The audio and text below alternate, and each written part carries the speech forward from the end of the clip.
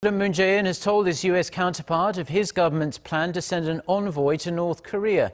Seoul's top office says the two leaders also agreed to continue to make efforts for the denuclearization of the Korean Peninsula by maintaining the momentum of inter-Korean dialogue. Our chief Blue House correspondent Moon Connyoung reports.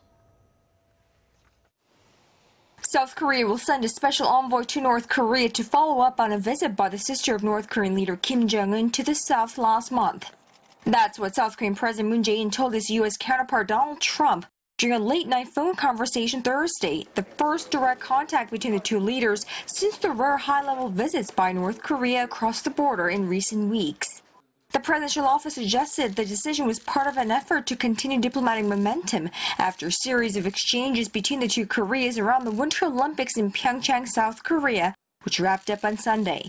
Seoul's presidential Blue House made the announcement after Thursday's 30-minute phone call during which Presidents Moon and Trump discussed the latest engagement between the two Koreas after more than a year of sharply rising tensions over Pyongyang's nuclear missile program.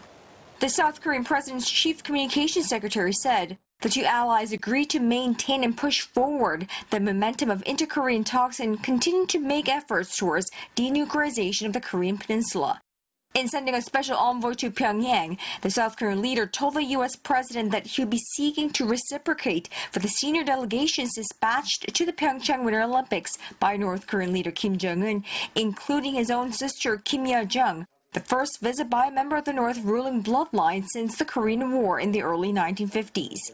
Mr. Moon, who advocates dialogue with the North to defuse tensions, urged both Washington and Pyongyang to give ground to allow for talks.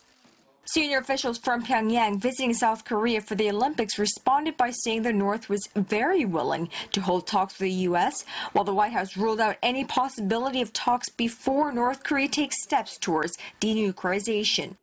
Although the Blue House added that the leaders of South Korea and the U.S. agreed to continue close consultation on the progress of future dialogue between the two Koreas, it did not identify who the special envoy would be or when the trip would take place. Moon Connyoung, Arirang News, the Blue House.